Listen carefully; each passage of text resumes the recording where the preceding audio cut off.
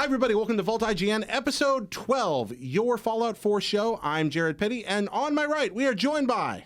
Dan Stapleton, hello. Across the table from him. I'm Brendan Graber. To his right. Miranda Sanchez. And back around the circle to me, yet again, ladies and gentlemen, this is it, the Fallout 4 Spoilercast. Oh. Cover your ears, cover your eyes, finally! How long have we been teasing this? I don't know. When did the game come out? Yeah, beginning of November. So it's been almost 3 months. So guys, from here on out, this is your spoiler alert, your spoiler warning for this entire episode. We are going to be talking about absolutely everything that happens in Fallout 4. The gloves are coming off. We're going to talk about endings. We're going to talk about surprises. If you don't want to know anything else about Fallout 4, now is the time to walk away, finish the game, come back, and then watch later on. Pour yourself a nice glass of Nuka-Cola. That's right. Now let's talk about that Nuka-Cola. Last week we opened up, we unboxed these Nuka-Colas. You actually got 2 bottles. I did. Our cool super fan, Brad Whiteside, he gave me one with the cool Nuka-Cola covering, and then an extra one to drink, which I'm going to share with all of you because you're all cool guys. Yay, all right, so we're all has this soda spoiled? No. Oh. No. Maybe. This It hasn't been 200 years. It's a spoiler cast. I get it now. But as you know, Nuka-Cola never spoils because it's still good for you even after the apocalypse. That's why I'm keeping my other one closed until 2100. It's just like one day you need a little treat. They must have superior sealant technology in the future. No, just the radiation kills all the bugs. Oh, is that it? Okay, that's how it works. I'll Well, use that a explains it. All right. Oh, no, you don't have to. No, This kind, I'm really bad at measuring, so I'm gonna you did really well, and then the last one was like, oh. this kind of looks like Romulan ale. It does. Yeah, like it's very Star Trek 6 Cheers here. to a cool podcast. Cheers. And Cheers, Yay, and to you cheers. fans. Thank you. Cheers. Kompai. There we are. I feel the rads increasing already. Yeah, it tastes like cancer. That's quite pungent. Thank you, Cancer with just a hint of diabetes. Don't you do those like Jolly Ranchers with the blue ones? Oh, they do. It does yeah. taste like blue the Jolly same Ranchers. thing, just liquidized. It tastes like a melted freeze pop, melted blue freeze pop. yeah, Or yeah. bubbly berry blue flavored Kool-Aid. So It's think kinda of like any that. blue, sugary thing you've ever had. Tastes That's like what- blue. That's Yep. what this tastes like. It tastes like it's really good. blue. And this one has a different label on it than the other one, right? You had the Nuka-Cola label on the So one. if you can't get the Nuka-Cola, and I don't blame you because I tried really hard, you can go out and get the berry lemonade soda. It is the same taste. You can put your own little sticker over it and say it's Nuka-Cola. Yeah. So No we one's still gonna have touch your sealed bottle that That's saving staying, for yeah. later, right? All right, cool. Hey, thank you very much for sharing. They really should have put like a little LED in the bottom to make it glow. Ooh, Sounds like a science shiny. project I might want to do. Love that. We'll just set it up. All right, guys, here we go. Spoilers away. Number 1, War Stories Unchained. Man. So we've always had to censor ourselves when it comes to our war stories, talking about things that happen in the world of Fallout 4. But now let's talk about those moments that really just jumped out at us. What's a war story that you have been dying to tell the whole time we're doing the show that you can finally get out there? And don't confuse us. We're going to ask you about big surprises later on, or most like wham, just bammy moments.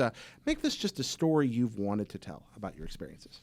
I mean, I'll say like the first time I saw the monster crab in the fortress. Oh, the castle? The castle. Oh, yeah. I still haven't been there. Yeah, somehow. it's yeah. This is the Minuteman mission where you're taking the castle back from all of the Mirelurks. The Mirelurk Queen emerges from the sea. Yeah, it's like that thing is by far the biggest enemy we've ever seen in Fallout. Yeah. And it's really quite impressive. And I fortunately had the foresight to bring along my Fat Man. Like I think that's the only time I actually used the Fat Man. That Same was Oh, really? that was the moment where it's like, this is what I've been hoarding all my ammo for. This encounter. Yep. This guy right here. Yeah. Right here. Ready for Yeah, so I nuked it 2 or 3 times, and then it was out of ammo, so I just had to finish it off the old-fashioned way. But yeah, that was a very impressive sight to see. very good kind of it wasn't a cinematic, and yet it was a cinematic moment. Right. Which is something Fallout does pretty well. Yeah. That jumps at, did you win the first time? No, I actually had to do it twice because I accidentally got too close to it and it stepped on me. Oh, Nice. yeah, so you can do that. It is huge, mungus. So the Mirelurk Queen. Scary. What about you guys? I like Covenant a whole bunch. I went through the front door. Okay, you went through the front door, Covenant. Yeah, All so- right. The test. Did you pass? I passed the test. They let me in. Did you notice what the test was reminiscent of? I mean, it has like It kind of felt like the stuff that you learned in Fallout 3. I feel like It there's is a exactly. beginning. the It wasn't the test. same test. It's the goat test from Fallout 3. Right. I was like, no wasn't kidding. it the same thing? I haven't seen that, so Yeah, they give you the exact same test where it's like, you come upon your guy and is mutated. What do you do? And it's the same answers. Yeah, I was like, this seems so familiar. And I was like, was this from Fallout 3? Because it's been a while since I played it, so I didn't quite remember. But I'm Yeah. glad you brought that up. So you walk because through it the was front same. door, Covenant, and how did that go for you? Well, like we said, you have to take a test first, which is weird and cool. And it's a really nice little town. It's like 5 buildings. Yeah. Probably one of the nicest fortified settlements that It's Yeah, got like the there's- stockade. It's clean. Oh, it's like walking into Woodbury, which I think Yeah. is Yes. the idea Yeah. when you get there. It's like a huge walls around it, like really beautiful buildings. People are all clean. There's a cat. Yep. That's the best part. It's like this little cat walking around. Robot selling lemonade. Yeah, Yeah. but it's not even selling. It's for free. Yeah. You get one a day. So did your alarm bells go off immediately when you got there, or were you actually just like, wow, I finally found a nice place? I was like, well, this is a really weird place. Not necessarily bad weird, just like strange that they were okay. And then you start unraveling the mystery that there's something weird going on. man, it occurs to me that like this is a spoiler cast and we've all are more or less finished. But we're still going to be spoiling stuff for each other because it's such a big Yeah. game. Like Oh, yeah. I haven't seen any of this stuff. That's Yeah. fascinating. Yeah, like, I still haven't been to the castle. You 'cause haven't been to the I castle? didn't help the Minutemen. I was just like, I don't want to join you guys, and I just ran off. I love this. This is like, I'm just like this is kind of like over the top in You here. can that beat the Fallout game Solar- and still get spoiled because there's so Yeah. much to this game. and Yeah. I super love that. spoiled. I mean, Covenant's a really Covenant's big huge. deal. Yeah, Yeah. and same with the Castle Myler Queen fight. Yeah, it's so.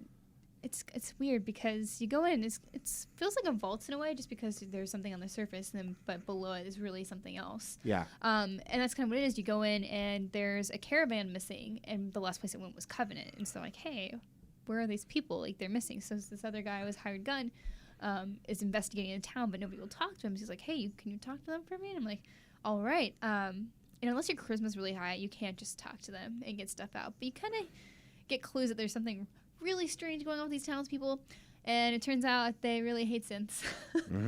So I hate Who them. doesn't? No, So did I you? don't hate them. Before we continue, did you follow up that quest line to its end? I Yes. Mean, okay. It is a really fun, cool quest. So you go in, and this was the first and only time I've ever stolen anything. in the and entire run, pickpocket. Felicia Yes. doesn't steal. Felicia does not steal. She earns her work and money and food by Okay. killing things. But she stole. What'd you steal? A lot of passwords and keys. Okay. So everything in Covenant gets really locked up at night. And if you're not following someone in a house or just sneaking in, you can't get in. You have to have the keys. I love the idea of just like going like, I'm just going to squeeze by into your first smoke Yeah, alerts, that's what just sit I here and did. watch you go to sleep. And I waited, like I just sat there and waited till they all went to sleep. And like there's a key and a password sitting on like this kind of group home, just sitting there. And you have to wait till they all go to sleep so you can steal it. And so then I did. And it just like took forever. Like I made like multiple saves because my pickpocketing and stealth wasn't great because I didn't go for pickpocketing. I don't steal things. And they kept like Save scummer. yeah, they kept catching me and they would attack me. And I didn't want to kill them all.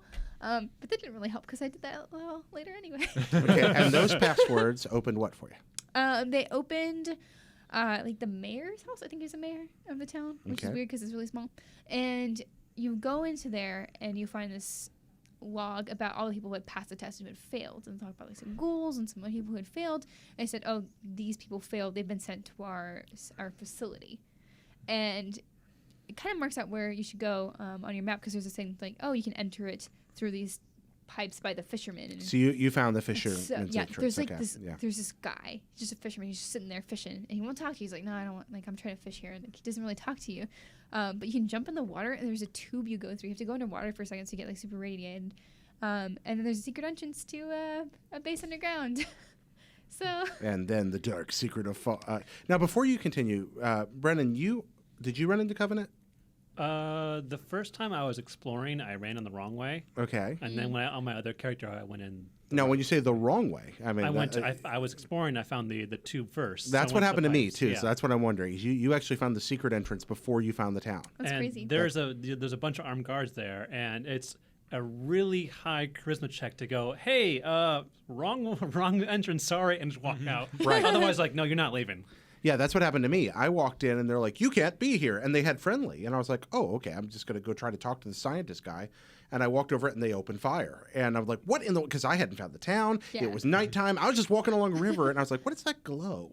And I kind of dig in and find the pipe. I'm like, I bet you there's a door. And sure enough, there was. And yeah, so continue. For you, it was, that was your first encounter was, why are there crazy underground scientists in the middle of nowhere out here on this river? Yeah, it's kind of like a reverse detective story where you found the answer, but you have to find the question. Yeah. What they were all doing there. And then you find like tapes from like people who were interrogated in a much more violent test than you went through. Yeah, so like they were just trying to perfect this test, and with this test, to be able to find out who's a synth or not. Right. And so that was the whole thing. It's like cleansing their community with synths, and there would be no synths. And So it's like the test in the beginning of Blade Runner. Yes. Yes, exactly. So Yeah, this it's is- very blatant reference to that. As a matter of fact, well, we'll get to that, but continue. yeah, and so you just go around, you find all these posters about the questions, and you find all these exam logs too about people being tortured and like trying to figure out whether this person is synth or not based on these certain questions of what triggers in different people.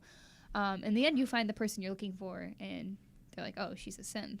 Well, what are you gonna do? I'm like, "Well, let her out." Well, let's be Go clear. home. You find the person you're looking for if you're on the mission you were on. To Yeah. me, there was a scientist lady that had a bunch of guards that tried to kill me, and then there's a lady locked up in a cell that's like, please let me out. And I had no idea who either of them were. So did you kill the scientist? No, I left her alive. You just left her alive Yeah, and left just the lady her out? there. Yeah, let All her right. out. What about you, Destroyed Brennan? everything. What did I do the first time? I think I killed them both. Killed them both? You killed both of them? Okay. Yeah. I killed them both to confirm my suspicions, which I was correct on, That she was a synth? that she was a synth. So at this point, I was fairly early in the game when I found Covenant. And I got through that labyrinth of guards and I found all the torture stuff. And I'm like, this is just, something is wrong down here. And I found the scientist lady and she gives me her big spiel.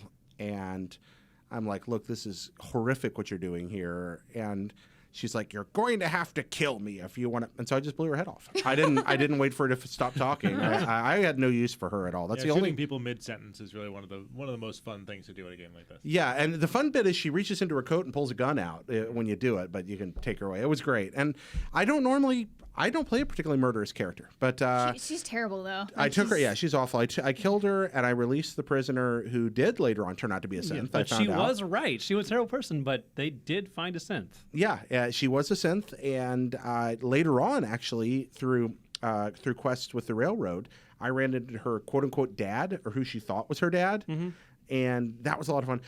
What I was hoping for was I never took the test. I just learned about the test because I never came. See, when I came to Woodbury afterward, or Woodbury, listen to me. When I came to Covenant later, I'm like, oh, a town not far from there, and I had read about Covenant, and I walk up to the gate carefully, and the gates pour open, and people just come pouring out shooting. Shooting at you. Yeah, like I was gunned down in front of Covenant the first Everybody time in I that tried place to is enter. armed to the teeth. Yeah. Oh, yeah. So I was just like, this is not where I want to be. I was a little sad though because there's some really good weapons in the shop there. Yeah. And I didn't buy them before I killed everybody. And they're not kept in the safe either because it's like a really good safe. And I'm just like, Yeah. Couldn't do it. Well, I saw it. What I was hoping for though, Dan, you mentioned Blade Runner, and this not a huge disappointment, but what if they'd have gone with that? What if only if you took the test in Fallout, you find out that you are a synth? What if that's one of the not that the ending, but it's the beginning of one of the ending tracks? If you take the test and discover I'm a synth, That would have been a very crazy twist. and all the memories are fake, and you're been created, very, very. It's the only problem is BioShock kind of did it, and, Right. Well, and that's I that. mean, sort of. Yeah, It would differently. have been different. Yeah. But yeah, like that. It would have been great if they could have worked that in as an alternate ending. So some people turned out to be synths and others didn't. Right. That's what I was hoping for. Yeah. Yeah. That would be cool. That would have been a good twist. Just like, wow, there's another ending. You're a synth. You're here for a certain purpose. You're working for the Institute. You know. And Well, and, they rejiggered the ending of Fallout 3. Maybe they'll throw that in later. it'd be really, really cool. By the way, Blade Runner, Deckard synth. You figure? I mean, yeah, and it depends on which cut. Yeah, exactly. That's true. Director's edition, or it's pretty blatant. But Yeah. do you like Blade Runner? I do. Yeah. What about you? Yeah, I watched it again like just a couple months ago. I still I love haven't it. seen it forever, but yeah. Yeah. Sean talked about Blade Runner just on last week's show, didn't Yeah. he? Yeah, that's right. This definitely isn't the first Blade Runner reference in Fallout games. Like in Fallout 1, you had Deckard's gun, basically. That's a good point. I hadn't thought about that. That's absolutely right. It's shaped exactly like it. Wow, Fallout's so good. What about you, Bren? Let's see. Spoilery moments. I'd have to say one of my biggest fun battles was something I kind of referenced earlier, and I think we'll get into more later. But just to suffice to say, when I first entered the Institute, and I finally come face to face with quote unquote father, I took the Saruman the White approach, where don't listen to his lies. So the minute he steps to the door and says, "Hey, I'm," bam, You shot father. shot him in the face with silencer, blew his head clean off. Really? Wait, Yep. whoa. You can kill him? Yeah. I assumed he was one of the. That's what I thought too. characters. And we had talked at one of our Oh. other podcasts talked about essential characters and Yeah. the way quest structure. So I had come in believing that they would put the essential lock on the main characters of this game. Turns out they don't. Neither, love that. Everybody in the Railroad totally killable. Brotherhood totally killable. You can kill the leader of the Brotherhood, the leader. Oh, of the there are Institute. situations where the characters must be killed. Yeah, because I think because eventually a lot of these lines do run into you need to kill everybody. Oh, yeah. Instead of having them locked to a certain time, they just said, you know what, let's just make it so you can kill whenever you want. So I shot him in the face. I had to do it twice because the first time someone heard me somewhere, and so the whole place went to lockdown. And I'm like, well, I should probably try and get out of here. And I took the elevator back down, and the entire corridor you go through in the beginning when he's talking to you was full of about 30 synth enforcers. Like it was just crowded. It was Oh, like that scene from The jeez. Matrix when all the Agent Smiths are there. So I'm just like, So I tried just making a path through with grenades, and they eventually took me down. So that I went out, I resaved, and I came back in, shot him. Nobody heard me, and I was like, okay, now what? So what happens with "Oops, I shot father"? What's that do to your game? Basically, I went in through the railroad. They were my chosen faction at the point. Yeah. And so I was like, you know, why do I need the espionage? I can just assassinate him. Yeah. So I shot him. I put the supposed message to the informant on the computer, and I'm like, okay, now where do I go? I look around. All the doors are locked because they don't unlock until you finish talking to father. Oh. So I'm like, well, I can't go anywhere. I guess I better just leave. And because I didn't trigger the alarm, there was nobody waiting in the corridor. Actually, there were two synths in the corridor. There was like, hey, how you doing? Like, just gonna walk on out of here. And so I just left, and I teleported back out, and I went to the railroad, and they're like, what happened? I'm like, what I want to say is, well, I killed father. I guess the game is over. What I got was they kicked me out. Oh, okay. I'm like, that's not what happened. Nope, that's not. So no. did that lock you into the railroad ending? That then? locked me out. Locked you out of the railroad Because ending? the whole railroad part is the infiltration. Yeah. I had botched that by killing the leader, but I Right. couldn't tell anybody that I killed the leader. So how did you finish the game? I finished the Minutemen, which are Okay. your fail-safe option, I found Okay. out. All right. The Preston is the only leader that can't be killed. Okay. Because the Minutemen are your way out when you screw up every other option. And he's also a companion character. That too. Okay. But yeah, before he becomes a companion, you can't kill him anyway, because Still you not my need companion. a final route to complete the story. Right. So Preston Garvey is your failsafe. Okay, I didn't realize that he was the only one you couldn't kill. I knew you could kill most of them. I didn't realize Preston was the only one you can't. That's fascinating. I love that happened to you. It's really cool. Kind of a emergent thing. Yeah. Although kind of disappointing that they allow you to kill him but didn't build in the dialogue for I killed That him. was Right, that's a very little weird. disappointing, or that I couldn't then sneak into more of the Institute. They locked the doors on me. But I do like that they had the forethought to go, okay, what happens if you do kill the leader? Yeah. What happens now? Can you go somewhere else? Can you find another path? So I do appreciate that effort that went into that. What about the best surprises in Fallout 4? Now that you've finished it, Curie. Curie. All right, you've loved Curie. So we had our Yes. Curie haiku contest a couple of weeks Yeah. ago. Our winner won the People's Ovation and Fame Forever. But why is Curie a surprise? Curie is just I love robots so much. All robots? Most, yeah. Yeah. Especially cute ones. Okay. Like Curie. I think her story is just really interesting and sad because, like we talked to you before, like she's one of the only characters that really understand you. Like she's been locked away for probably 100 years and just sitting there by herself and like just researching, and she's really out of touch with the times, and so are you. And like that's like one of the only real relatable companions you have. That and it was surprising to see her transition into a synth. So like she's just like the Mr. Handy robot first, and she's like, I want to do more. I can't express myself with just this body. Like I need to be able to do more. And I think it was a cool transition like we haven't really seen. When you saw her gradually change bodies, was it difficult for you to accept, or was the fact that her personality moved from person to person easier for you? Oh, it was easier. I was Yeah? a little sad that her body was just like tossed in a corner though. Ah. It's like, oh, well, can we hang it up or something? Like I a mean, snake shedding its skin. Did you choose to form a companion relationship with Kiri? I have no relationships, like Okay. romance, nothing with anybody. Because you can romance Kiri. That's Yeah. why I was wondering. Yeah. Got no time for love. You decided to stay friends with her. Yeah, Okay. Felicia's just friends with everyone. Okay. So you have Kiri make it. So you didn't see that change coming along, and you liked that they chose to do that. Yeah, I know some people are like, she should have just stayed as a robot. But I really like that she was turned into a synth. Like, I think it meant something different for her, and like it was cool seeing her learning how to like, I keep forgetting I need to breathe and all these like human functions, and how she's kind of stumbling through her body and emotions and learning all of that. It fit the themes of growth. I like that Yeah. about it. Dan, what about you? I'd say my most surprising moments were finding out that Nick Valentine was a synth. Like that was That a was very really cool good. reveal. Mm-hmm. That And was good. and I would say I was really impressed by the depth of character they added to Kellogg with the memory sequence. Yeah. Like that was surprisingly well done. Like because he's presented as this irredeemable killer, and then you added humanity to that guy, and made it more interesting than this just two-dimensional thug. Did it change the way you felt about being forced to engage him violently? I did wish there was a way to get past that without killing him. Yeah. I wondered. Side about note, one thing that bothered me, how the heck did Captain Crunch walk from San Francisco to Boston?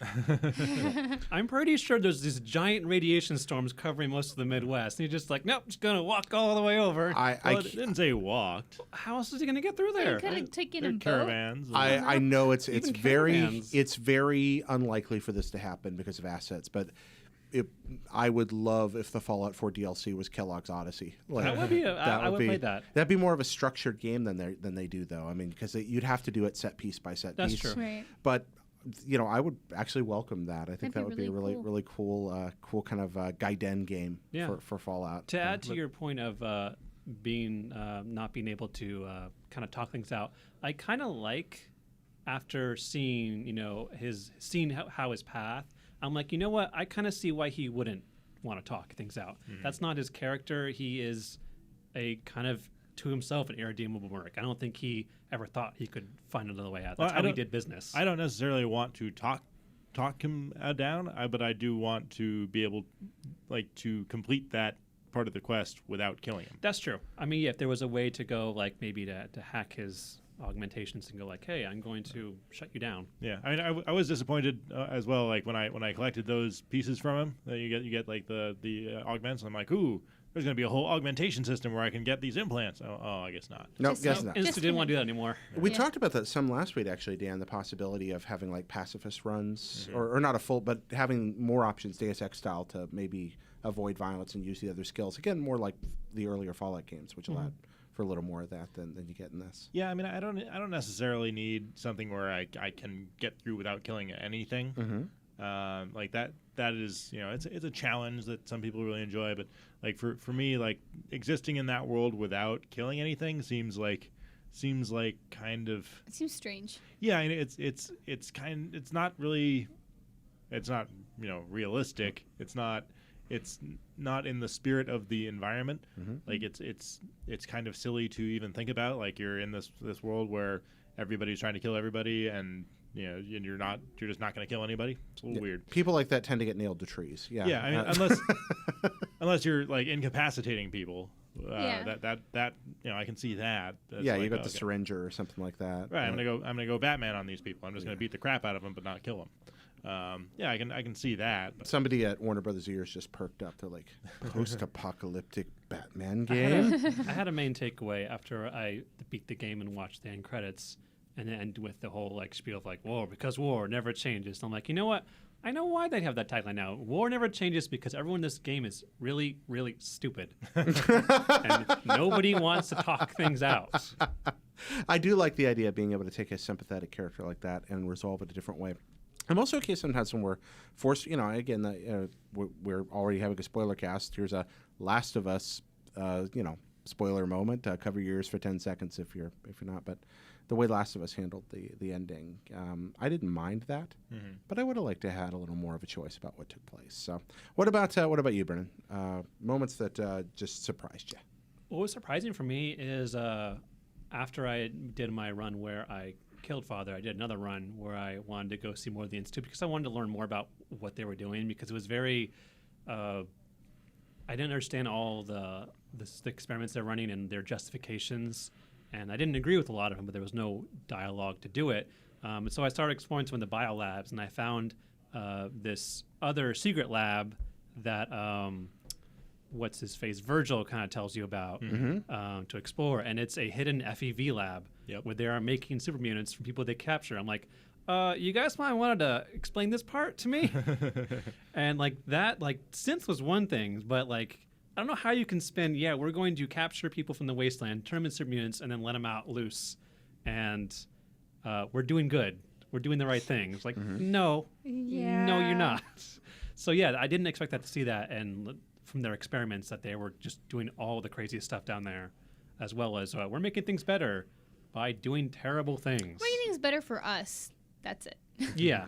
That's them. Well, they're the purists. You know, it's similar to the Enclave. You know, where they wanted pure humanity to thrive. So you know, anyone who's out in the wasteland and irradiated is evil and impure.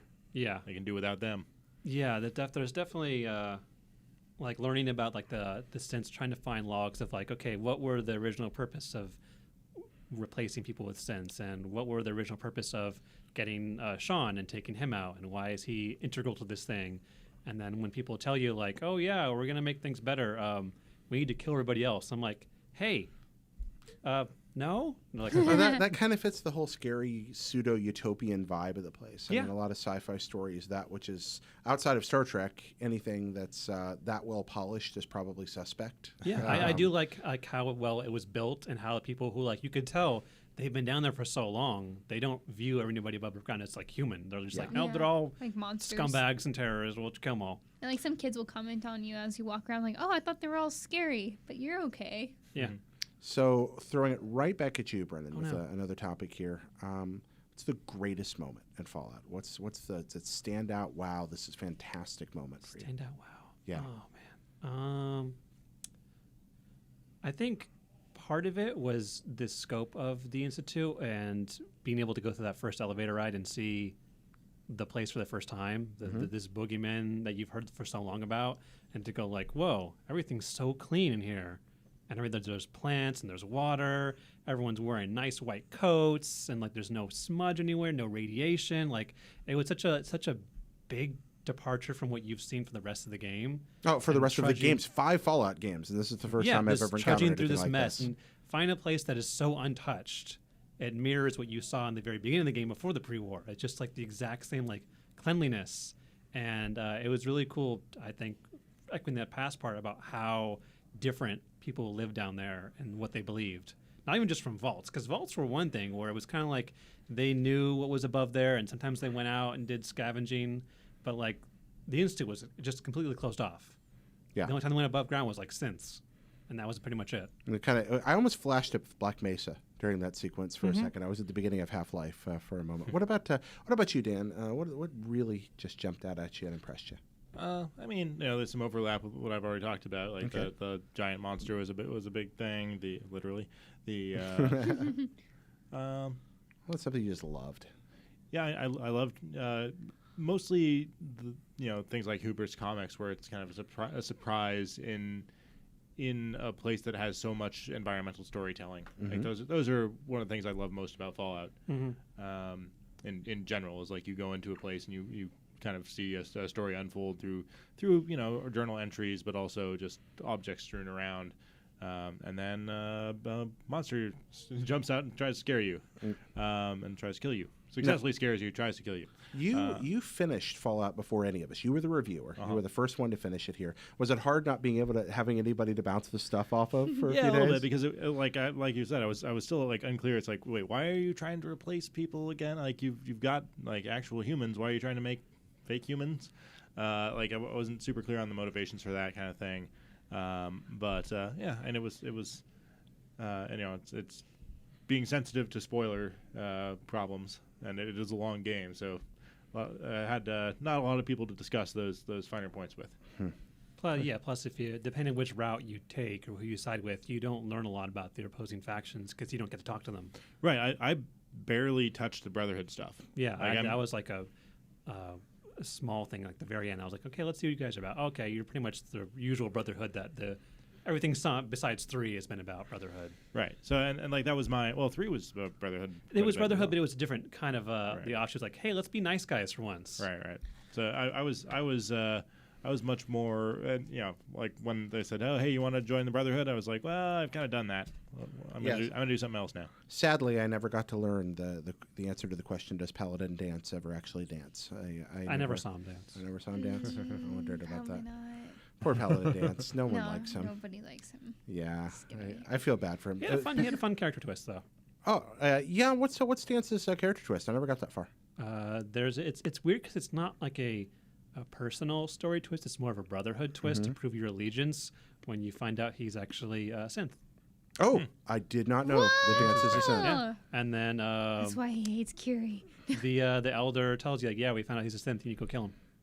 Whoa. And there is no and Dance, because he has the memories of Dance, he's like, if I am a synth, you need to kill me. Because I need to prove my loyalty to the Brotherhood, even in death. Like, you need to follow orders without question. You don't question it, you kill me. And you can't talk him out of it. So if you go down that path, you got to kill him. Well, now I feel really bad for saying Paladin Dance isn't cool. Wow. I don't feel bad for him. Still, he's a jerk. Yeah, but he's an interesting jerk now, at least. He's interesting, but yeah. And so what about you, Miranda, when it comes to these wow moments, the great moments? Yeah, in like the game? biggest thing for me was definitely a Mirelurk Queen. I mean, it's just so intense. Like, I mean, the story stuff was interesting, but it wasn't ever so impressive as the Mirelurk Queen. Right, now you're talking about the Mirelurk Queen, but you didn't encounter him at the castle. No. Where did you run into him? It was at the island. I don't remember what it's called. The Spectacle Island. Spectacle Island, yeah. Okay. I went there and I was following the directions, like, oh yeah, turn this on this alarm thing or the signal thing to get away the Mirelurks and they'll scare off. I was like, oh, okay. And I go turn on the generator to turn on the alarm or the signal, and I walk out, and then a huge Mirelurk pops out next to me, and I'm like, oh! And I told you before, I just ran, like I was actually screaming. Because I was playing I played with my boyfriend a bunch. We handed off controller and I was playing, and it's a scary moment.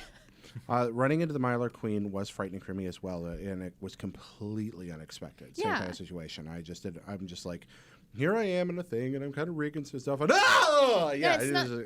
like shook everything, and it's not something I saw from the distance either. So like, it was hiding. And I think I actually saw another Mirelurk Queen recently, just like walking around somewhere. And that's what happened to me. Is I just ran into one. Yeah, one of them there was water construction site. Yeah, I think that's where I found the other one. But I haven't gone against it yet.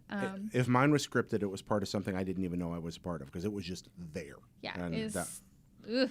I was like, that's frightening. So it's interesting we focused on the cinematic one, which is in a game about storytelling. I really love. I said just learning that the Mr. Boring is actually not so boring.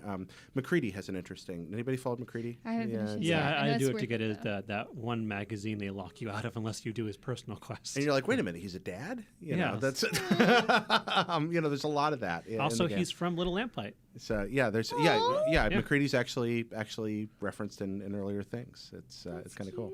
So there's a lot of that. I'm still getting those relationship levels. Still working on it. So, what's we know about the endings now? You guys have seen them or experienced them. Except for Fallout me. 4 is four. What's Yeah. So wrong why don't we start? Yeah, this is going to tie into the one that we do after this. And but, you saw kind of an ending. It you- ended your game. Yeah. Why don't we talk about your ending to the game, Miranda, first? So I've been following the railroad, and was stopped dead in my tracks. Ho ho ho!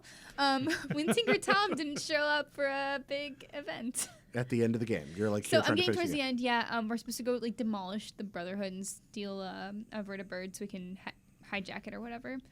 And I go to meet him, and I find Deacon, and that's it. And the marker's still there. It's like, me, Tinker Tom, here to go kill the Brotherhood. I'm like, he's not here. It's like ran around. I went back to headquarters, or destroyed headquarters at the time. Nope, not there. So your game ending was thrown off by It's just a not bug. there. Just not there. Classic Turn it Fallout. off, turn it back on. Just Yeah. fell in a manhole and never seen again. So did you go to an earlier save and have to play Um, through again? Is that what I you're think going to that's do? what I'm gonna have Yeah, to do. okay. Like, I was just like, I was trying to get through it this weekend, and For then the that happened. I was Spoilercast, like, right?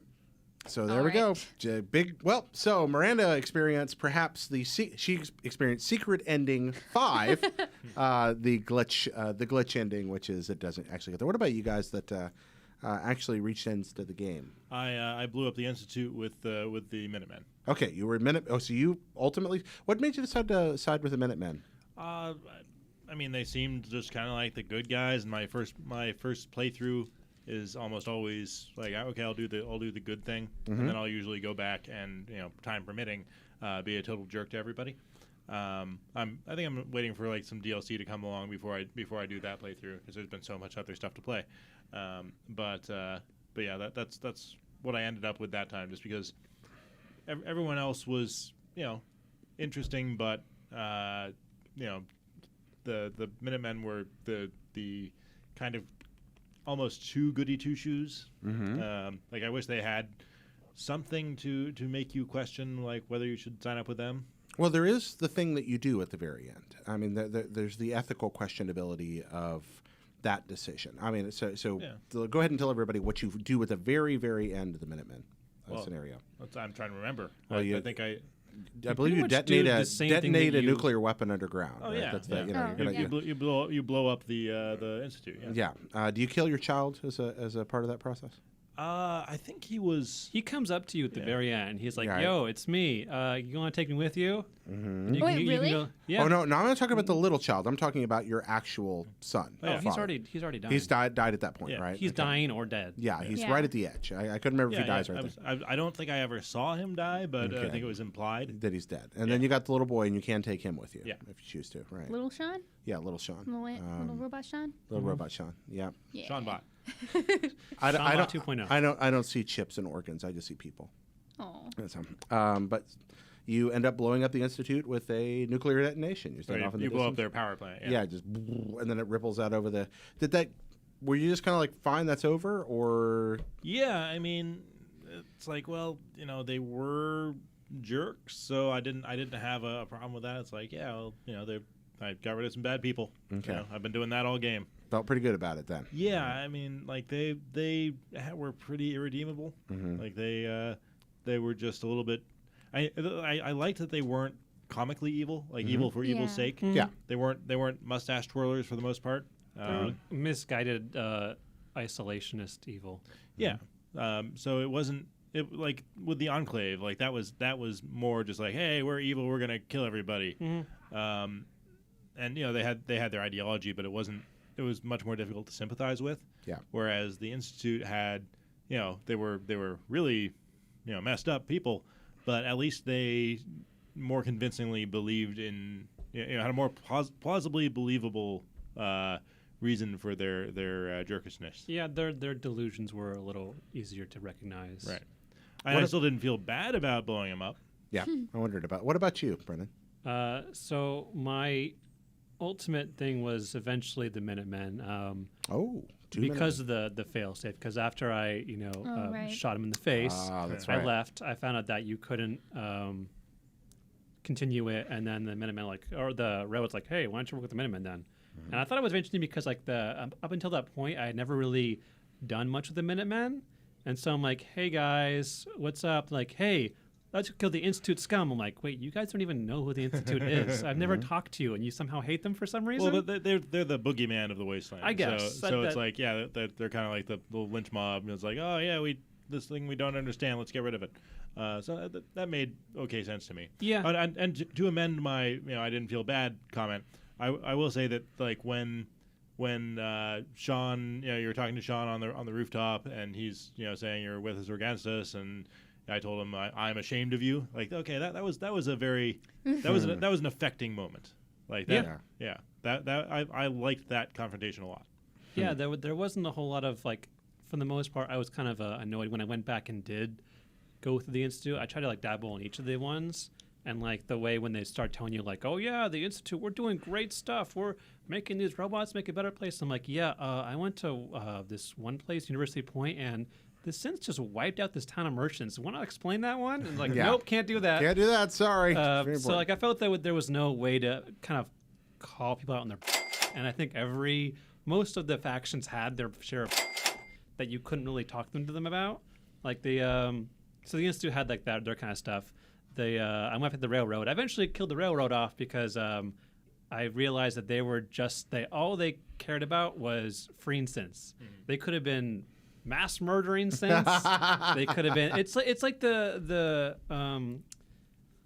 activists who go to a zoo and unleash the tigers. And like, we're freeing you, and then they just like maul people to death. I'm like, you're not helping. Well, but I don't know. I worked with the railroad quite a bit, and it did seem most of the people you were helping were decent oppressed people. Yeah, There's people also wanted out. an I mean, Institute quest where you have to retire a synth who had become the leader of a gang of raiders, and he's like, a murdering, raping synth. I'm like, okay, this is someone you don't want to save, railroad. But that guy was also a former Minuteman. Yeah, which I liked that quest a lot. Too. Yeah, it was really eye opening to like see like how wrong things have gotten and why the railroad wasn't like the pure choice. And so I ended up killing all of them. Yeah. So when it comes to the ultimate ending of the game, your three of your factions have remarkably similar ultimate endings. The railroad, the Minutemen, and the Brotherhood all end up destroying the Institute. Now they also do things in between each other. Usually like I didn't really understand after I did the Institute killing with the Minutemen, where you set off a bomb. You do the same thing with the other factions to a certain degree, where you go and plant a bomb in there. And then after I killed the Institute, I go back on the rooftop with the Minutemen, like, hey, we should go kill those Brotherhood of Steel guys next. I'm like, okay, a little too much. Guys, I don't know why we had a beef with those guys to begin with. Well, there's that Bunker Hill thing that happens and all that. I mean, that was just between the railroad and the synths, though. The Brotherhood shows up too. Well. Yeah, the Brotherhood shows up too. Oh, okay. The Brotherhood shows up. They didn't even show up. Yeah. They were ever in line. Yeah, that's why that's there, because the Brotherhood, at least in most scenarios, are supposed to show up. Let's talk about Let's talk about the reverse ending. You guys are familiar with it, I assume. What happens if you do side with the Institute? I actually haven't seen that one. Okay, so if you do side with the Institute, you do ultimately choose to take over and like try to build a better world. But in order to do that, you have to betray whatever factions you've been working with before. And by betray, again, I haven't experienced this firsthand. I've watched videos and read a lot about it. You have to go in, and let's say you're railroad. Wipe them all out. Walk into the railroad, and you kill Deacon. And you kill. You kill Desmonda, you kill Ticker Tom. Yes, you wipe them out. Survivors. You walk in and you slaughter the people you've worked with. Yeah, I think that's the next mission I have for the Institute. Like in my playthrough, I was working with the Institute because Railroad's like, work with the Institute. I'm like, but I don't want to. But when you do that, Okay. when you wipe these small groups of people out, then you don't blow up a giant nuclear blast in the middle of the map, and you begin to implement the plan to repopulate the world and reshape it in your image in a kind of utopian synth society. I mean, that's the thing is I was a little conflicted with what I wanted to do once I got to the Institute, because sure they're bad, but if you're in charge, what could you do with the Institute? Like, you could do good things. That's the problem. Then you can let all the synths out. They can all be happy. So railroad mission accomplished. Like that's one thing that kind of bothered me is like you got to this crossroads. Like, well, you have to choose one side, but you can't be flexible. It's like, well, I kind of want to leave the Institute because then I could just be good. Like, I don't need to prove to these guys once I'm in charge. I just kill them. If not, then I'll be good by killing everybody. yeah. So what's the best ending? No. You don't know? I honestly think define best. To me, the best ending was not ending the game. Okay, that's The where best ending was the one where you just go out and explore with your buddy and you don't worry about the stupid factions fighting each other. that's where I ultimately went. I have watched all 4 endings as part of Guides team work way early on and read through them. But knowing what was coming, and probably if I had known what was coming, I might not have chosen this. I never finished. I got to the point where I could choose to, but I just like, you know what? I want to live in this world. And I never chose an ending, and I think that's the ultimate cop-out. But I also enjoy playing Fallout that way. So I mean, you get to keep playing after you finish anyway. Yeah, there's that. I don't know if it affects much. I just can't bring For the myself most part, to. I mean, unless you really wanted to go to those factions who are now a burning crater, you cannot no longer go there. Yeah, I think this is a Guides team problem for me. Yeah. Whoops, that's one of those cases where part of a game was probably ruined by knowing what was going to happen. So we agree that the best ending is it like War Games? The only winning move is not to play. To a certain extent. I mean, there are some fun set pieces. Like if you do the Brotherhood, you do get to reactivate Liberty Prime. Yeah. Again. That's and so just rad. I did not see that tear coming. a hole in the Institute and go in there, which I That's nice. understand since they all have a similar ending where you end up blowing up the Institute. For the Brotherhood, I'm like, wait, don't you guys want that technology? It's all right there. You've already wiped the whole place out. There's no one left alive. That is your new base. You know, I didn't think about that, but that is a little weird. Yeah. That's a very good point, Brent. That kind of goes against everything the Brotherhood stands for. So I was like, okay. Yeah, like the Minutemen, I could see them just going like, you know what, wipe them out. The Institute, or not the Institute, but the Railroad, just like get all the sense out and then build the place up. That's fine. Yeah. Did you? Although it's kind of weird for them to blow up the only place where you can make more of the people that you're They're trying to trying to save. save, right, It's like it's like- basically you've condemned them to be the last of their race. They probably didn't have the Yeah. science to do it themselves anyway. Yeah, it's like Did you take Sean 2.0 with you? I did, yeah. I didn't. No, I wanted to burn all the bridges. You I'm like, nuked. You You're nuked not Sean. my son. No matter how much you try and like give me like the little eyes. Like, no, sorry. He's in 6-year-olds and he died. Okay. You baby melter. He's not real. I don't see is. You might as well have chips like a or JPEG on your organs. phone. Like, oh, that's my son. I see people. Wow. Here's Sean 2.0. Drink your milk. Oh I man, can still drink milk. I'm never letting So my clone That's just near like you. it's not. It's you need to let go. I'm not a father yet, but I would assume under this catastrophic situation, you have to accept that your son is no longer your son. No, man, you take it a second sounds to me chance. like that's Institute talk. You're thinking synths are not real people. Yeah. Not that they're not Brotherhood. real people, but that's not your son. You can be a boy, go off and do boy stuff, but you're not my But son. you didn't send him go off to do boy stuff. You blew him up with a. Well, he could have hitched her out with someone else. Why is that to be me? Got enough baggage to deal with. Got Nick on my tail, wanting to go solve mystery. Well, I think we've determined the best the best ending. All right, let's move into the next one. What didn't you like about it? Ultimately, talking in a spoilercast sense about Fallout 4, what didn't you like I about didn't the way like how things ended? constrained you were with the factions. Like, I felt when we were talking, you just don't have a lot of options to talk about certain things. Like, hey, I did this thing. Why can't I tell you about this thing? Yeah, killing need to tell father and you. not telling anybody about it's kind of like, I feel like it's like a really big topic to bring up. Yeah, like there's so many just different variables. It's like that doesn't make sense why this is happening because I did this certain thing. Mm-hmm. Like that happened a lot to me. I know, like maybe I infiltrated something in the institute, and I was like, oh hey, I met up with these guys, and instead we want to free all the synths and not just a handful. Mm-hmm. How can we make that happen? No, it's like no, you have to keep it secret. So you felt like everything was narrowed down. Now, do you think Yeah. that was a game design? I mean, I'm pretty sure it'd be really difficult to make it so fluid, but but you still didn't it like just it. felt like too constrained. Like here's A, B, or C, or D. That's it. Maybe E. That is the you had Yes, E, you just don't yeah. do anything. Yeah, you had that is a real problem with a game like Fallout is that Yeah. you're so used to choice.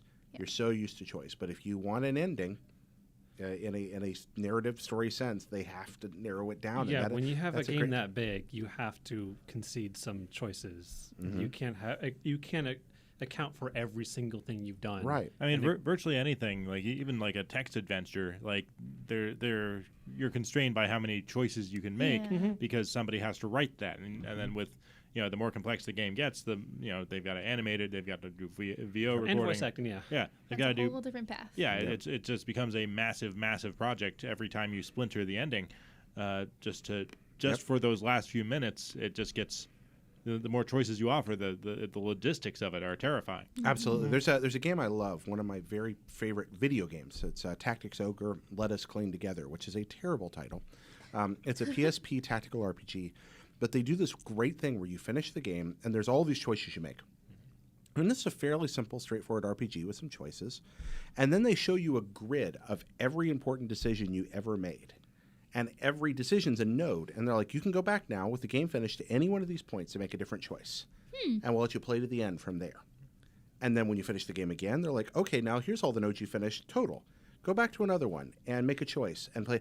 With the result that it taught me two things. One, it's a great design thing. You never repeat anything. And you get to play every ending without ever replaying any content. It's fantastic. All 16 endings you can play without repeating anything, which is great.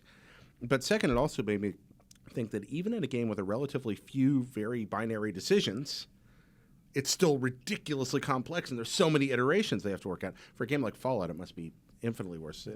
And you end up creating a bunch of content that the vast majority of your players will never see. Yeah. Possibly, yeah. Certainly, because even if you look at something like a Telltale game, where they have most of these choices, I kind of describe the structure of a Telltale game as a helix, because they diverge depending on what choice you make, but it inevitably brings you back to the a common point. Maybe some character is swapped out for another one that died or something like that, but for the most part it's brought back to a common point, because they have to do that, because otherwise you end up creating two parallel games for every binary choice you make. Right. And in Telltale's Game of Thrones, they did that for one episode. Like they really diverged it toward the end, where you have to pick one of two characters that's going to survive. Yeah. And it kind of suffered for it, because they weren't able to do as much, because they still had to share a lot of content across both of them, and it just wasn't as elaborate as it usually is. And development is a very resource intensive, time intensive process. So the more you do that, the less different those choices are going to be, or the less polished each one's going to be. I think that's why I really love visual novels, because it is choice based. Like, it is all your choices. That's the game. Yeah. And so you have so many branches, and there's tons and tons of paths, and everything you make changes. Like, can change wildly where you're going. But Holy, because, how to for boyfriend, Batman. Yeah. Yeah. I mean, because they can do that. It is a shorter game. It has fewer assets than most things. It's not a big open world sprawling RPG. It's here's some text, here's some like beautiful backdrops, here's some characters, and some music. Like, it's not as intense. So I understand why I can do that. The only place, well, not the only, but one of the few places I've ever seen somebody really pull it off in a higher budget game was Witcher 2, where probably 35% of the game's content is hidden behind a branch. Yep. And I was really impressed that they were willing to go that far. I mean, the fact that you fight that war, if you play that game through twice, which I had to do for the guide, you fight that war from two completely opposite sides. And the second time you play through, your enemies, the people you were like gripping tooth and claw against in the first game, are your allies.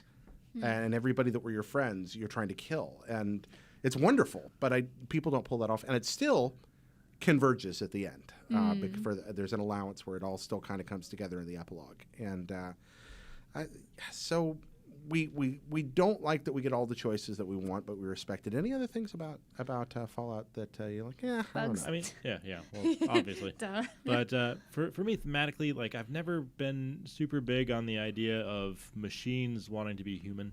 I love it. As long as they achieve like human intelligence and human like emotion, like the synths did long before they actually became like flesh and blood humans. Like, why would any machine want an actual human body? You create an artificial intelligence. That's the least intelligent decision you could make at that point, because like Nick Valentine, for example, seems like, cosmetic damage aside, like a machine like that is much more capable than a human body, even one that has like enhanced strength or something like that. I never really understood that about Blade Runner either. It's like, why make fake humans that are effectively real humans? Like, why do that? We can already do that. What about an android like Data from Star Trek that wants to be more human, to the point that they torture him by grafting skin to him at one point? Right. Like Data, like, as when he gets like the emotion chip in there, it's like, which, God, I hate that. Yeah, I hate the emotion chip. You hate the emotion chip? I hate, yeah. Everything about Star Trek Generations I hate. But like, once you achieve that, then you have, human consciousness and emotion and immortality and invulnerability, basically. Mm-hmm. So why would you want a flesh and blood body? Like, that's the least intelligent move you can make. Mm-hmm. And like, so we see that come up a lot in science fiction, particularly in TV and movies, I think, because it saves them on budget. Like, you don't have to make a robot. Like in Battlestar Galactica, for example, it's like, and I guess a big chunk of that is about like, oh, who's a Cylon and who's human, but like that seemed to be like, oh, we don't want to spend money on robots all the time. So you could see it for different purposes. Like, you say you're some dumb evil company or spy organization, you make fake humans so they can do your dirty work without having to actually get real humans, because these fake things are more capable than humans anyway, and you can control them. But they're way more expensive. But than you're conventional a bored slave. scientist. What else are you going to do? And conventional slave labor is dirt cheap. But humans die, and then this one doesn't, and it's not more. I mean, if you make them flesh and blood, they die. I think that some of it, I think some of it's budget. some of it is thematic, like you were just saying, and some of it is some of its plot devices, like Galactica. Some of it might be more of a primordial infatuation with the idea of creator. Yep. Being the thank creator of that's I get that's like, a common literary theme that goes back literally thousands of years. I and totally that's- I totally understand all the all the ethical questions it brings up and all the what does it mean to be human questions. Sure. And those are all interesting, but like just the scenario where that would happen doesn't really like it doesn't work for me because as I said it's like a dumb thing to want if you've already got a superior body. Dan, are you planning to have your brain implanted in a robot body soon? If that were an option and my human body were given out, hell yeah. Why not? Whoa. Would you? I'd be a robot if I could. Absolutely. I don't know. Why am I being like a cyborg? Yeah, That's you're gonna be a pretty cyborg. Ooh, like in the face. Not like I have in my no, not just my face. But Not in the face. Not in the it's face. not the face. Everything else is I fine. realized one thing I didn't like about this game that I was torn for a while was the whole main quest line weaving through the factions. At first, I thought that was a really cool way to go about it because it made sure you got to experience the factions on your way to your main goal. But now that I've done that, I feel like the game would be better, or maybe future iterations would be better, if the factions were kind of not as intertwined to a certain effect. Because I felt like either some of the quests themselves kind of felt a little bland. Not all of them. There was some, like, the battle at Bunker Hill, the castle, but like in between the castle, what are you doing? You're just liberating settlements. That's all the Minutemen can throw at you. Like, hey, another settlement needs your help. Yep. What do I gotta do? Kill some raiders, I guess. And then you do that like 7 times, and then you finally get to the castle. And like the Brotherhood had their thing where with the Liberty Prime, but I felt like in between, I think the sheer amount of quests they had you put through kind of like bogged down the faction itself to kind of have like the very bottom of the barrel. Whereas if I look at some of the Elder Scrolls games where the factions are on the sides, like the Thieves Guild or the Brotherhood of Thieves or the Assassins, like some of those quests that are just to those things are really well done because they don't have to worry about being, we got to tie the main plot into here somehow. We got to shoehorn this path where they can just be really cool missions to do on the side. So I felt like I would like to see a Fallout game where your main quest doesn't always, it made, go here and there just to touch on them and go, hey, here's Brotherhood. Okay, moving along back to your main quest. Where I would rather not just have it say, okay, now pick a side. I like that. I think that I like the interweaving thing. I think it would have worked better with less padding. I actually was fine with the structure. I just felt like maybe those were spread up. But I understand that people want the bipolar games want content.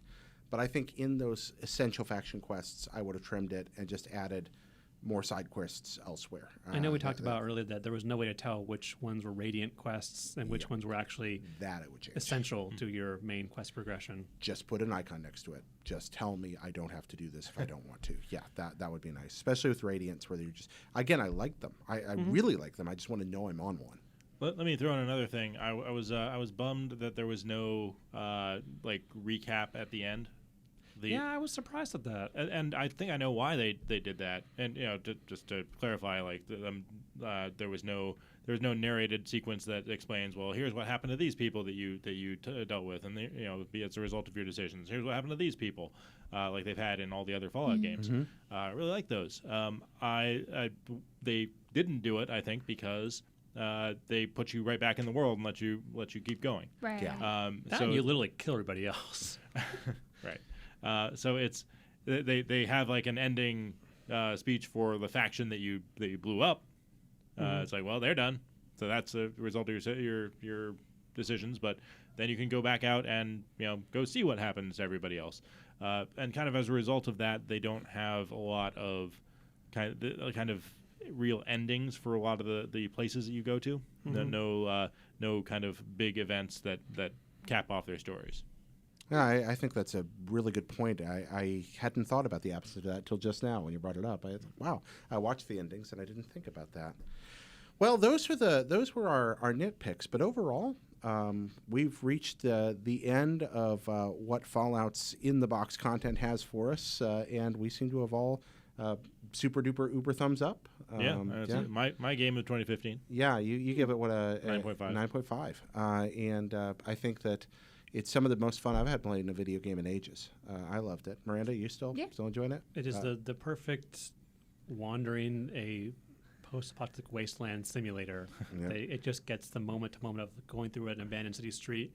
What's going to jump out at me? You know, is there a ghoul behind What there? am I going to kill next? What's that terminal have to say to me? You know, like I love that in the moment gameplay.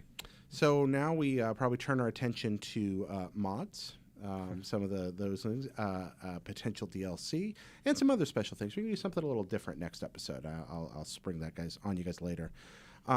So thank you guys watching and listening so much for joining us. But before we go, it's time for that segment of the show that we don't really have a name for, that we sometimes call Total Diversion and other times Total Digression. And I really, at this point, don't know what it's called. Call it Total D. Yeah, Total D. It's Total D. Yeah. Total D. That's right. I'm sorry. So Total D for today. Stop. Sorry. Since this is a spoiler cast, we're gonna have a spoiler-tastic total whatever it's called. So if you haven't seen the end of Star Wars Episode 7, The Force Awakens, go watch it. Let's turn this off right now and just go watch that. Yeah. If you haven't seen that, there's spoilers for that coming right now. So once again, be ready. Spoilers, just one more warning. Star Wars spoilers ahead for Episode 7. Okay. Total diversion, total digression. What'd you think of that whole Star Wars ending there?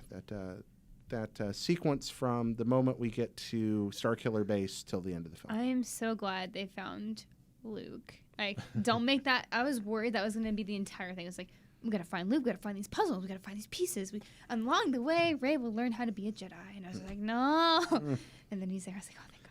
What did you think of the fact that he that they had the restraint to have him not speak? It was great. Yeah. It was smart. I thought it also made it super awkward. It just like, You gonna take this? I think that went on a little too long. I actually liked it. I was good with it. Also, is he standing at a grave that sure looked like a grave to me? Did you see that? Yeah. That's who's in that grave? Who's there? I don't know. The second time through, I was watching for that, and it didn't really look like a grave to me. It could have just been some rocks. Yeah. Could be some rocks. Could be a it's where grave. he buried his hand. That's what's down there. It's his hand. Now if it is a grave, who's down there? If it's not, why is he standing atop of big rocks doing? He's just doing Jedi stuff, maybe. Yeah, I thought they did a good job killing off Han Solo. Mm-hmm. They clearly had to do it for multiple reasons. My wife cried a lot. One to parallel Obi-Wan Kenobi. 2, because Harrison Ford, who knows how long he's going to be able to reprise that role. Mm-hmm. So that had to be done, and I think they did a good job of making that a emotional and kind of worthy send off for that character, rather than having him go down and just like guns blazing kind of thing would have been a little too cliche. Yeah, I've watched the film 3 times now, and as much as I love Han Solo shooting first with guns blazing, I mean, that moment where he draws and shoots on Darth, the door opens, Darth Vader is there, Han Solo pulls out his gun and shoots him. It's a great moment in Empire. Yep. But to see him go out this way, reaching out to touch the face before he falls, that was a great thing. I've watched that sequence 3 times now, and that great bit, just writing something into the script where the sun was going to go out, just so it's so good. It can be reaching out to Ren and that double dialogue, and then it turns dark and suddenly the grip, and it's so good. I didn't like that there was another Death Star thing. I think they paralleled the original too much. Just a bit too much. So I think the Death Star is actually, my reason is it's fine because, well, they're just building on old technology, but right, it's but they descended. They descended into self-parody there, and they were acknowledging it. Like they're like, oh yeah, there's always a way to blow that up. They just fly into it and blow it up. There's probably a trash compactor in here too. So it was a little bit too. It took me out of the story to have them acknowledge how cliche it was. I think they could have had any number of other threats, and they keep blowing up planets. Like, you're gonna run out of planets in that galaxy. Just stop blowing up planets and have a different threat. Have a just anything, like a bioweapon. I don't care. Just do something other than a big thing that blows up planets. Yeah. Go ahead. Just how it functions too is a little strange because it has to absorb a star in order to fire. It's like, all right, did you build around a star first so that way you already had your first shot, but then your second shot was gonna is your last shot. Right. It's like it doesn't seem like they can move that thing like they can Right. move a Death Star. Yeah, Maybe it's they a have a planet. planet with like orbits like 20 stars. There's like a tugboat that just pushes it along. Yeah, Yeah. there's a lot of And like that was an issue with J.J. Abrams' Star Trek reboot as well, where it was just kind of too dependent on making references to what had come before to be concerned with making a lot of sense. I think it's okay, or I would feel more okay with it if they don't have any more of those. Like if that's like the only one they had, their only major weapon. Most of our Star Killer base was like their primary outpost. Of course, they have somewhere else, but I mean, if that was like their main thing, then that's pretty interesting. But if that was their main thing, then they're not a threat for the next 2 movies. I mean, they So- could be. They could have Well, other, the Empire other Strike threats. Back after their Death Star came out, they'd be pretty good. Well, yeah, but the Empire was an empire. The First Order is like a remnant of the Empire. Although we are led to assume if Snoke is on another world that those are probably not all the dudes in the First Order. yeah, that it's hang not- out on that it's not like their planet, only you know, thing, Yeah, obviously. there's, Good there's chunk of obviously a them, bunch of other. hopefully. I do. I do like the fact that having watched this movie, that there were a lot of absurdities I saw, and the nice thing about watching it this way, and I was there when the prequels came out, and it was full of absurdities that hurt. Yep. I was watching this, and I was like, I don't care. This movie's good. Right, and that was a nice bit. I was willing to forgive it because it was good. Right, and again, it has that in common with the Star Trek reboot, Yeah. where there's enough good paced action and fun to make you not think about how it doesn't make sense as much. Yep. So it's much easier to forgive in those cases. I So- agree. R2 at the end, just like, oh, I've conveniently awakened, and I happen to have the map So inside. I I think it's the think- weakest moment in the movie. I think I know why that makes sense though, because it's the first time Ray was there, and I think it was maybe tied to Ray, I think that's possible and too. that's I why think we'll get an it woke up explanation. because Ray She's there. What do you had think never about been the, there until. The problem is it doesn't stand up very. There's not a lot of that in the earlier movies where things illogical happen and they're Right. explained later on. Yeah. There are moments where you go, oh, I should have seen it, but you're not. And if that's the case, I worry that being forced to wait 2 years to find out why that made sense. I'm yeah, not it's crazy a little, about that. little hard. I To really like the ending fight sequence in that it looked sloppy because it was a bunch of untrained people like whacking each other.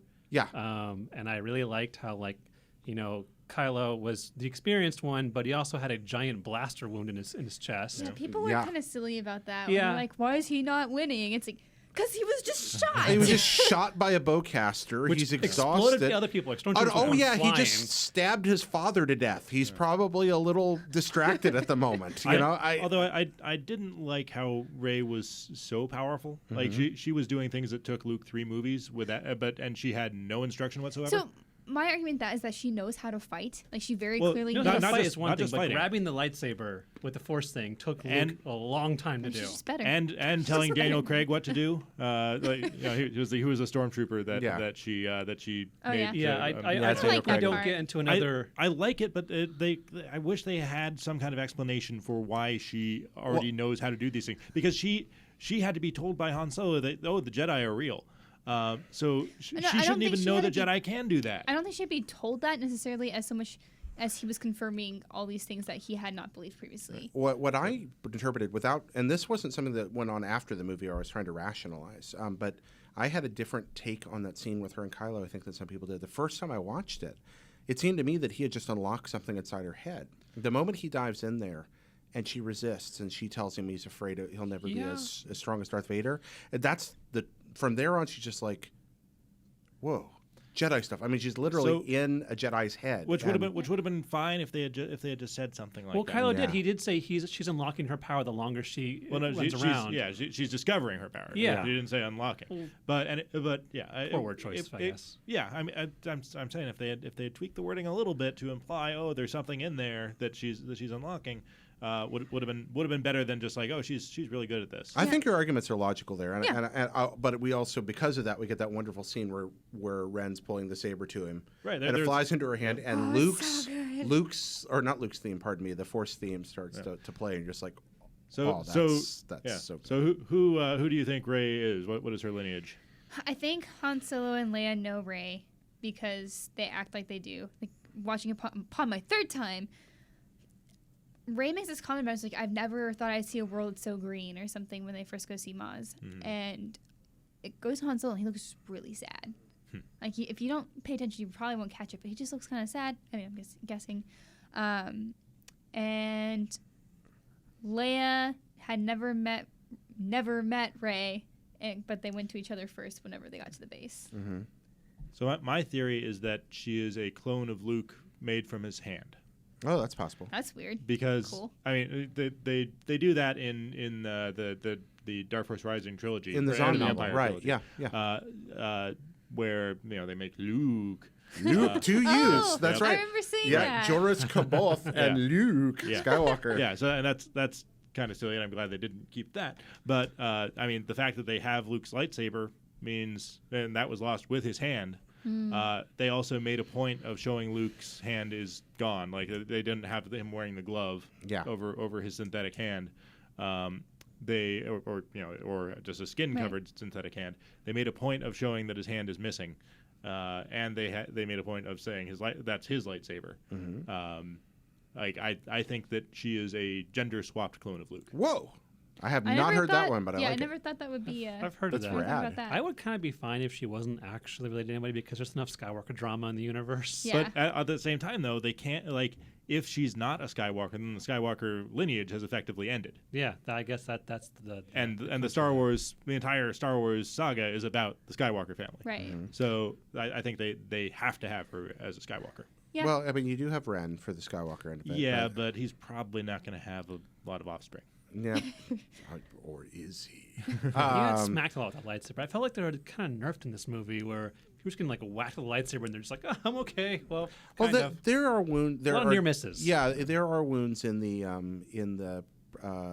episode 4, episode 5. You have Vader hit in the arm, and you've got a couple of wounds in the prequel trilogies as well. But I kind of like that. It's people just chopping each other. But I love that fight. I think it's brilliantly choreographed. Although this is the only Star Wars movie where there is no dismemberment. Yeah, that's Yeah, what I was I waiting thought for. we were gonna lose an arm somewhere. Yep. Actually, What I happened? think one of those roly-poly things does bite somebody's leg off at one point. Okay. I think that there's at least one limb that goes at one point that they run by. I hear there's a deleted scene where Chewie was supposed to rip some arms off, but it was Oh, probably a little bit too graphic for this movie. Pretty Whole rad, point of though. Wookiees. Is that- that's good. Man, Rip poor their arms Chewie. out of their sockets. So overall, we liked it. Absolutely. Yeah, I Yeah, thought it was tons. spectacular. I was very happy with it. I feel he was handed an almost impossible task. Someone was pointing out to me the other day that what they interpreted as a meta thing in this. You know what the first line of The Force Awakens is? You remember? It's Max von Sydow is talking to Poe Dameron, Right. and he says, "This will begin to make things right." That's the first. Some people have interpreted that as a very deliberate little wink from JJ. Yeah, I think my that's- coming out of the theater, my reaction was there were several dozen things I would have done differently in that position, but I think they did a good job. Yeah. Okay, too. So, guys, thanks so much for being here with us today on Vault. Thank you so much for watching, for listening, for sending your tweets in. We really appreciate it. Please rate us on iTunes when we get a chance. 5 stars is the correct rating for this program. We'd really appreciate it if you would. You can't know how much that helps. It means a lot that you continue to support us, and everything from haikus to delicious beverages sent in. Until next time, I am Jared Petty alongside... Dan Stapleton. And your Twitter handle, my friend? Dan Stapleton. Oh. That's rad. That's just so. It wasn't in high demand. You're such a baller, Dan. Apparently mine was because mine's at @raga_fraga. All right, Miranda. At Havoc Gross, and it's Havoc with the K. I'm terrible at ending a show. Anything anybody want to pitch before we're done? Dan, anything you want to? Send me video games, please. It's a really boring month. I have some. My Darkest Dungeon review should be up by the time this show is. Oh, excellent. That's a very good game. I think, yeah, at the end of this week, we should have the best anime from 2015. So look out for that. All right, Brendan. I got nothing. You got nothing. I'm just waiting for games to come in that I'm going to do guides for and reviews for. So Yay. Keep an eye out for me writing something about Darth Maul, and have fun learning that about crazy Dark Maul. that What's he up to now? that this crazy. week? What's he up to this week? He's up to something. You saw that? Did you see that? Did you see that Rebels Yeah. Preview? He's up to He's something. putting his face in the screen and all. Yeah, Looking well, mysterious. he's all Just mysterious. Can't die like everybody else. No, he's been wandering around. That dude don't die. Spider legs. No, he's like he's like that Russian guy on Lost. He's just like at Oh, the this guy with point, the yeah, scars. yeah. It's like I cannot die. All right, hey. So until next time, folks. Enjoy your apocalypse.